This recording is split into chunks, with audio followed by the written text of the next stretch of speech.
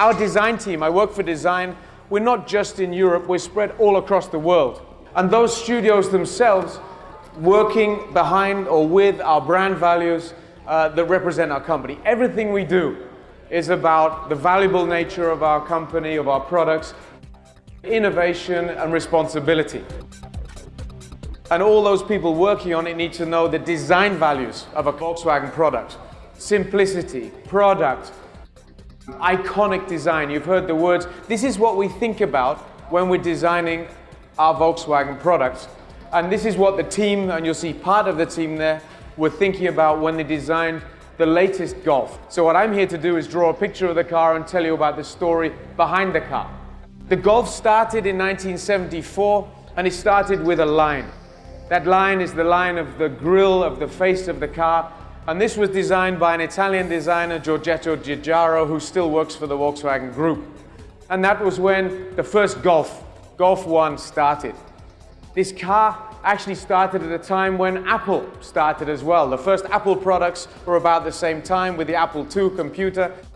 Soon after that came the Golf 2. And quickly we get into the third generation.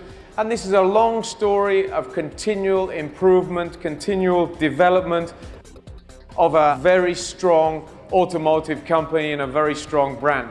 And then we get right up to date with today's generation, the final generation. This has been 40 years in the making of continual improvement in design, improvement in technology, improvement in proportions.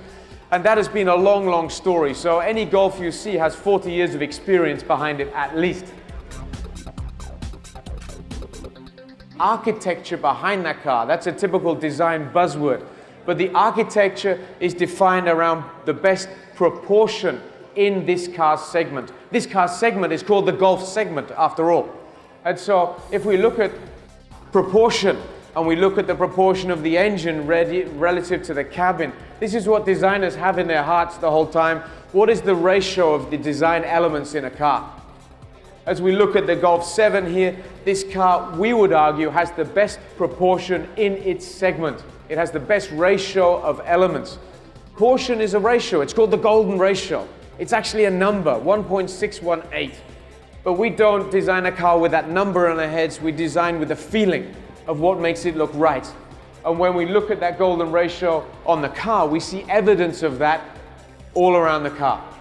And so our job as designers is to find that refreshing balance, that modern look, and the best proportion we can.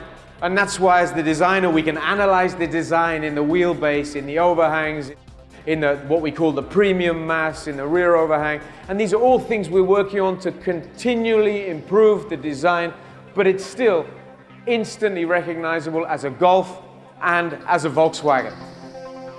How does a designer start? The most important thing about a design is the wheels and how the car sits on the wheels and holds itself down to the ground. And so with a Golf with quite a long wheelbase in its segment, and I can draw circles still, it's still got a dynamic. Our cars are very pure, very simple, very horizontal, but actually if you look at the strong wheel arches you have on a Golf and you take the line over the front wheel arch, it's still got quite a wedge to that line, quite a dynamic to that line coming through the car. Then Volkswagen design language has lines which almost look magnetized to each other.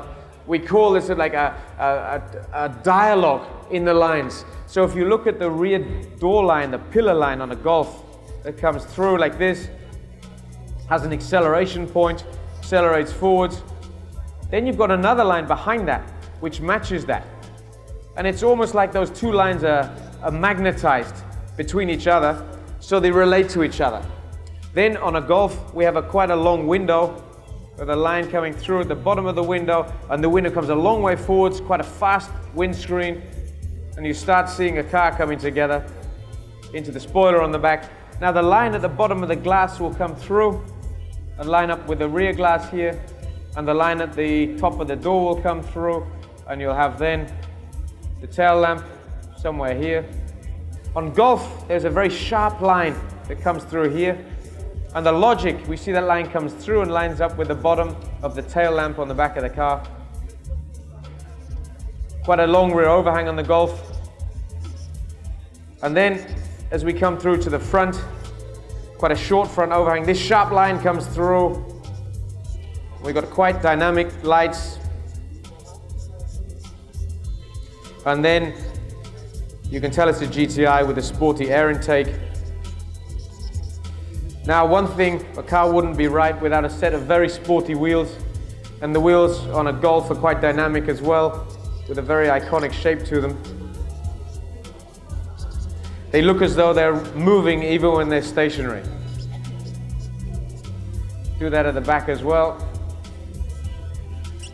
Quite dynamic shapes. Golf 7 GTI, very sporty car, 200 horsepower. But anybody can drive it. It looks like a car that's acceptable. Everybody loves it. Everybody sees a Golf and smiles. It's all about how many smiles per mile. That's why it's engineered for fun. Black out the rear screen, bit of dynamic in the lines.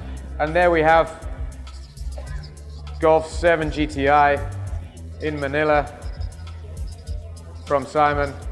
Thank you for taking your time to be here. It's not bad, it's not the best Golf I've drawn, but it's a Golf, so thank you very much.